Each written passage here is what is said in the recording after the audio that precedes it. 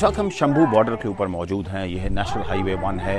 हम देख सकते हैं यही जो सड़क है ये अमृतसर और दिल्ली को कनेक्ट करती है और शंभू बॉर्डर वो बॉर्डर है जो पंजाब और हरियाणा को बाइसेक्ट करता है। और इस वक्त आप देख सकते हैं तस्वीरें कि किस तरह हेफ्टी बैरिकेडिंग जो पहले दिन हुई थी। 13 फरवरी को ये आंदोलन शुरू हुआ था जब किसान शंभू बॉर्डर के जरिए दिल्ली जाना चाहते थे, लेकिन जो हरियाणा पुलिस है उन्होंने रोका।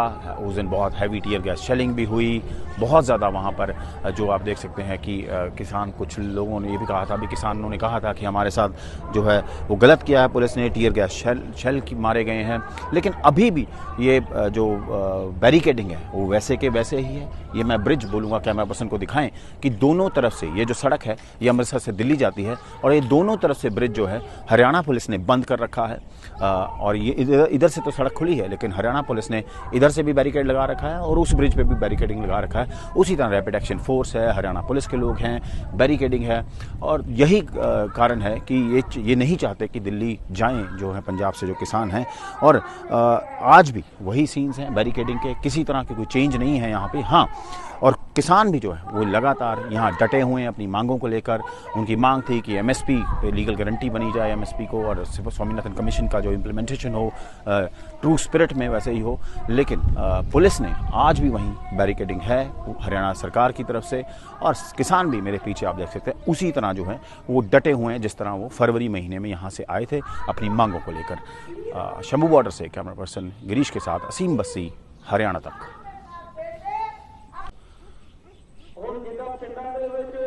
इस वक्त हम मौजूद हैं शंभू बॉर्डर पर। जी हाँ, ये शंभू बॉर्डर है अमृतसर और दिल्ली हाईवे जो NH1 है, जो बाइसेक्ट करता है पंजाब और हरियाणा को, जहां पर किसान आंदोलन शुरू हुआ था 13 फरवरी 2024 को। और आप देख सकते हैं कि हरियाणा पुलिस ने अभी भी हेफ्टी बैरिकेडिंग जो है वो की हुई है। उस तरफ जो बैरिकेडिंग की उस तरफ हरियाणा है, जहां हम खड़े हैं, जहां कैमरा है वहां पंजाब है। और ये वही कारण था कि किसी तरह किसानों को आगे जाने से रोका जाए। और क्योंकि किसान जो हैं वो दिल्ली कूच करना चाहते थे अपनी मांगों को लेकर। किसानों की मेन मांग थी कि वो एमएसपी पे लीगल गारंटी चाहते हैं, स्वामीनाथन कमीशन की इम्प्लीमेंटेशन चाहते हैं, और लेकिन उन्हें आगे नहीं जाने दिया गया।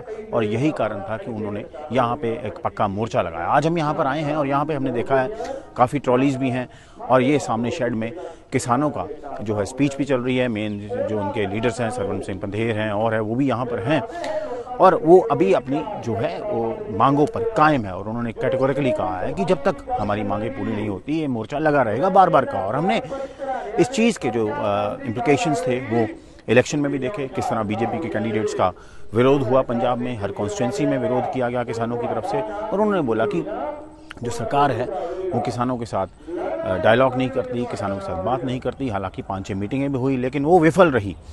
और इस वक्त शंभू बॉर्डर पर हालात यही हैं कि जो हमने पीछे देखा भी काफ़ी मात्रा में ट्रॉलीज अभी भी लगी हुई हैं, मोर्चा अभी भी चल रहा है। हाँ, गिनती वो नहीं है जो पहले थी, लेकिन डेफिनेटली जो किसान हैं वो डटे हुए हैं।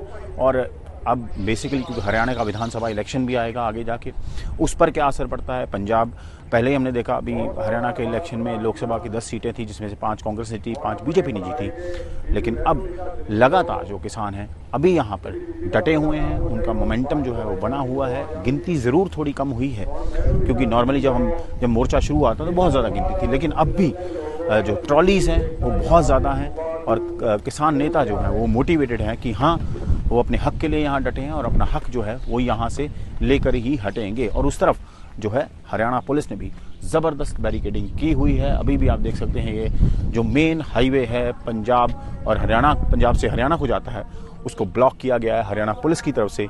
बैरिकेडिंग टस से मस नहीं हुई, उसी तरह बंद है जिस तरह डे 1 से थी। उसी तरह दोनों तरफ ब्रिज जो हैं वो ब्लॉक किए गए हैं। ये डेडलॉक कब खत्म होगा ये समय बताएगा, लेकिन हम उम्मीद करते हैं कि किसानों की और सरकार में जो डेडलॉक है वो ख़त्म हो और ये रास्ता भी खुले और किसान जो हैं वो भी खुशी खुशी अपने घर जाएं अगर सरकार उनकी बातें मानती है। शंभू बॉर्डर पर मौजूद हैं जहां पर किसान मोर्चा लगा हुआ है और आप देख सकते हैं पहले एक तरफ जहां बैरिकेडिंग है, लगातार हरियाणा पुलिस ने, हरियाणा एडमिनिस्ट्रेशन ने जो शंभू बॉर्डर पर जो अमृतसर दिल्ली हाईवे है उसको ब्लॉक किया हुआ है ताकि किसान जो हैं वो दिल्ली आगे ना जा पाएँ। और ये बैरिकेडिंग लगातार 13 फरवरी से यहाँ पर है, जिस दिन पहली बार हैवी टीयर गैस शेलिंग की गई थी किसानों के ऊपर, उसी तरह बंदोबस्त हरियाणा पुलिस ने लगाया हुआ है। लेकिन दूसरी तरफ आप देख सकते हैं कि किसानों का जो है वो जज्बा भी कायम है और यहाँ लगातार किसान जो हैं वो डटे हुए हैं। एक स्टेज है जो पहले दिन से चलती है, वो स्टेज आज भी चल रही है लगभग 5 महीने बाद भी।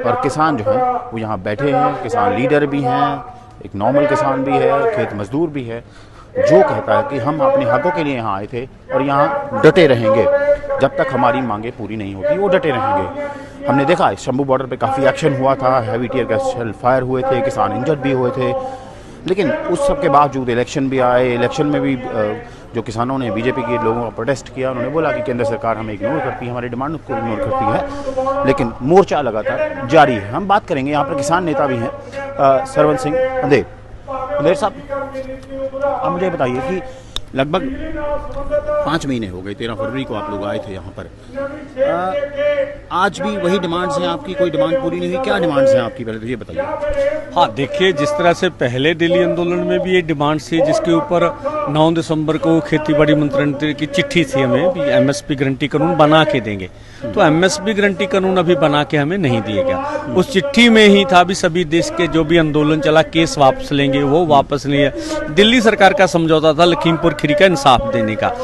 इस आंदोलन में देखिए, कर्जा माफी की बात 2014 से पहले माननीय प्रधानमंत्री जी ने कही कि हम जब सरकार आएगी पहली कैबिनेट मीटिंग में हम जो है कर्ज माफी करेंगे, तो वो कर्ज माफी भी नहीं हुई। फसली बीमा योजना ये प्राइवेट कॉर्पोरेट से कराते हैं, हम कहते हैं सरकार अपने प्रीमियम से करे, वो मांग भी है। नरेगा की हमारी मांग है कि इसको 200 दिन किया जाए, 700 रुपया दिहाड़ी की जाए, मजदूर की स्थिति थोड़ी और बेहतर हो सके। WTO से भारत बाहर आए, क्यों? कि उनकी जो नीति है वो बहुत बुरी है। उद्योग, जो लघु उद्योग है उसके लिए भी ठीक नहीं है, और जो खेती सेक्टर है उसको कारपोरेट अपने हाथ में लेना चाहता, वो मंडी कहता भी मंडी खत्म कर दो, यहाँ खरीद नहीं होनी चाहिए। तो ये सब मांगों की 13 मांगे थी जिनके ऊपर हम मांग कर रहे, वही मांगे आज 143वां दिन यहाँ हो चुका है। साहब 5 महीने हो गए लगभग आप यहाँ डटे हुए हैं और आज भी बैरिकेड जो है वो लगा हुआ है। हमने देखा कि अमृतसर दिल्ली हाईवे है वो लगातार बंद किया है, तो आप अब आगे जाना नहीं चाहते कि आप बुलावे का इंतजार कर रहे हैं? नहीं, देखिए, हम तो आगे जाना चाहते थे। जब देश की सरकार ने, मोदी या हरियाणा सरकार ने अर्धसैनिक फोर्स लगाए, हमारे ऊपर बुलेट गन चलाई हुई, देखिए रबड़ की गोलियां चली, 12 बोर की गोलियां चली, जो जहरीली गैस थी उनका इस्तेमाल हुआ, ड्रोन से हंजू का इस्तेमाल हुआ, तो बहुत से 430 किसान जख्मी करवा लिए और एक किसान को शहीद कराया। फिर हम बैठ गए भी सरकार हमें किसी भी हालत में जाने नहीं देगी। तो आज भी हमारी मांग है भी देश की राजधानी में जाके हमें प्रदर्शन किया जाए। जो इल्जाम हमारे ऊपर हरियाणा के कुछ मंत्री या और कुछ भाजपा के प्रवक्ता पंजाब के लगा रहे हैं, आज आपने खुद देखा, हमारी ओर से रास्ता बिल्कुल बंद नहीं, अभी खोलो, अभी लोगों को जाने दिए।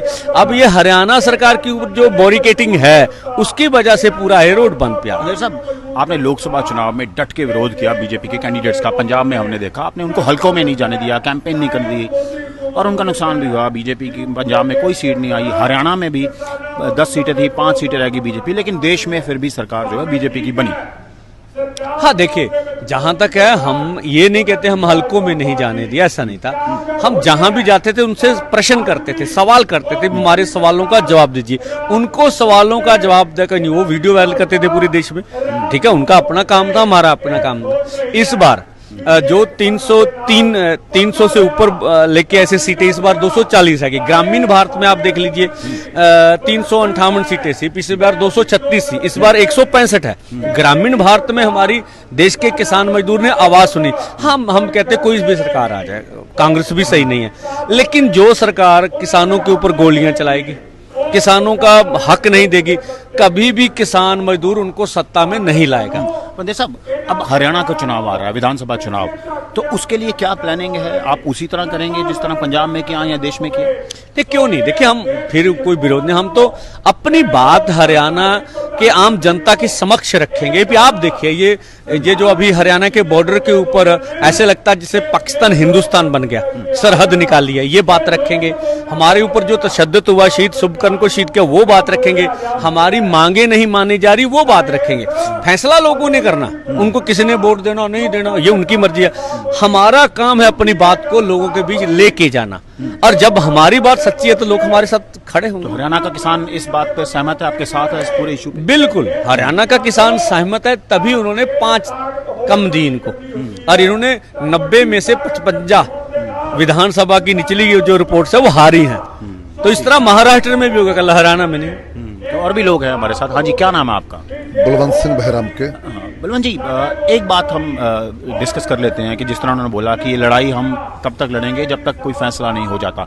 किस तरह का फैसला चाहते हैं आप कि क्या डिसीजन हो तब ये डेडलॉक जो है खत्म होगा? देखो, आज 143 दिन हो गए इस मोर्चे को चलते हुए, और ਅਸੀਂ ਇਹ ਗੱਲ ਕਹਿੰਦੇ ਆ ਵੀ ये मोर्चा उतनी देर तक ऐसे ही चलता रहेगा जितनी देर तक हमारी दिए हुए मांगों को सरकार मानती नहीं है। हम तो घरों से ये वादा करके आए घर वालों से कि जब तक मोर्चा फतेह नहीं होगा, मोर्चा जीता नहीं जाएगा, हम यहाँ ही रहेंगे।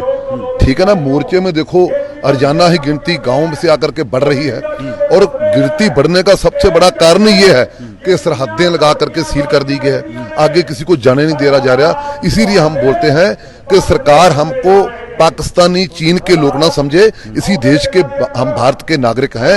यहाँ हम सब फसलों पे अनाज पैदा करते हैं, इसीलिए फिर वो अनाज पैदा करके हम भंडार भरते हैं, केंद्रीय पूल में डालते हैं, और ऐसा व्यवहार हमारे साथ किया जा रहा है, ये ऐसा ठीक नहीं है। बलवंत जी, मैं पहले दिन भी आया था यहाँ, बहुत बार आए हम लोग यहाँ पे। ट्रॉलीज बहुत ज्यादा हैं, किसान कम है क्योंकि पैडी सीजन है इसलिए कम है या कोई और वजह है? बिल्कुल, पैडी सीजन करके ही किसान कम है। अब 15 जुलाई से पैडी सीजन पूरे पंजाब में खत्म हो जाएगा, और आगे हम यहाँ के बड़ी गिनती बढ़ा देंगे। आने वाले दिनों में यही पंडाल में, यही स्टेज पे बड़ी गिनती होगी। जो हमारी 17 तारीख को बहुत बड़ा एक रैली आ रही है, 2 दिन का धरना है एसपी अम्बाड़ा के दफ्तर के सामने जलबेड़ा को छुड़ाने के लिए, और उसके लिए भी हम दिन रात एक कर रहे हैं। पंजाब से भी और हरियाणा से भी और अदर स्टेटों से भी यहाँ सारे हमारे किसान जो इकट्ठे होंगे। और नवदेव जलीड़ा जो है, उसने आज तक कोई क्राइम नहीं किया है, कोई ऐसा काम नहीं किया कोई देशद्रोही हो, पर लेकिन उसको एक जवान होने के नाते, आपके बाप के साथ आन के मोर्चे में खड़ा होने के नाते उसको जेल में डाल दिया है। इस सरकार का व्यवहार ठीक नहीं है। हरियाणा चुनाव के लिए क्या तैयारी है आप लोगों की? किस तरह आप सरकार को घेरना चाहेंगे, अगर आपका ऐसा कोई प्लान है तो? हाँ, देखो, हमारा जैसे प्लान पंजाब में था चुनाव में, वैसे ही अब 1-2 महीने रह गए हैं।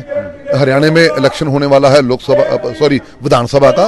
उसके लिए सारों के पास हम जो बीजेपी के लोग हैं, जो कैंडिडेट होंगे, उसको घेरेंगे और सवाल पूछेंगे। हमारे 434 किसान वहां फट्टड़ हुए हैं, और शुभकर्ण शहीद हुआ है, और प्रीतपाल के टांगे तोड़ेगी, उसकी नाक की हड्डी तोड़ेगी। क्या कसूर था उसको लोगों का? वो देखो, किसान के 2 बेटे हैं, एक बेटा वो है जो यहाँ बैठा हुआ है, एक बेटा फौज में है जो देश की रक्षा करता है। और हमारे फसलों के हक मांगने का जेकर सरकार ये समझती है कि अत्याचारवादी है, ये माओवादी है, ये जीवन लोग हैं, ऐसा नहीं होना चाहिए। हम वो लोग हैं जो नाज पैदा करके, जिसका ये बर्गर खाते हैं, जिसका ये डबल रोटी खाते हैं, जिसका बिस्कुट खाते हैं, हम वो लोग हैं। अब हमको आज देश का अत्याचारवादी कहा जाएगा तो ये बिल्कुल मोदी सरकार के लिए और मोदी के लिए ठीक नहीं होगा। आपके किसान नेता पूरे पहुंच रहे हैं लगातार यहाँ? बिल्कुल, आज भी आप सुमरा मीटिंग हुई है, उसमें पूरे किसान नेता थे। जो रह जाते हैं वो दूसरे दिन आ जाते हैं। हमारी लगातार मीटिंग जारी है, दौर जारी है मीटिंग का। हम इस जो मोर्चा लेके चले हुए हैं, इस मोर्चे को फतेह करेंगे। हाँ जी, क्या नाम है आपका? हाँ जी, आपका क्या नाम है? कुछ लोग हैं यहाँ पर, तो ये बड़ी बात है यहाँ पर कि इन्होंने बोला है किसानों ने, क्योंकि ज़्यादा लोग बोलना नहीं चाहते हैं, क्योंकि उनको लगता है कि इश्यूज कई बार डिस्टॉर्ट हो जाते हैं, जो इनकी लीडरशिप है वही बात करती है ज़्यादा। तो बेसिकली यही बात है कि मोर्चा जो है लगातार जारी है। 143वां दिन है आज जो मोर्चा चल रहा है, और यही बोला है किसान नेताओं ने कि जो रास्ता है वो हरियाणा पुलिस ने बंद किया है, हरियाणा सरकार ने बंद किया है, और जिस तरह पंजाब में बीजेपी के कैंडिडेट्स को सवाल किए गए थे, उसी तरह हरियाणा के इलेक्शन में भी होंगे। और ये मोर्चा जो है, अगर गिनती आज इनको कह रहे हैं कि पैडी सीजन की वजह से है, लेकिन आने वाले कुछ समय में 15 तारीख के बाद ये और ज़्यादा इसको यहाँ पर स्ट्रेंथन होगा, और उसी तरह चलेगा जिस तरह डे 1 से चलता था। और तब तक ये नहीं हटेंगे अपने अपने इस मोर्चे से जब तक सरकार इनकी जो है मेन डिमांड जो पूरी नहीं करती है। अगर ये वीडियो आपको पसंद आया है तो इसे लाइक ज़रूर करें। अगर चैनल अभी तक सब्सक्राइब नहीं किया है तो कर लें और नोटिफिकेशन पाने के लिए बेल आइकन भी दबा दें।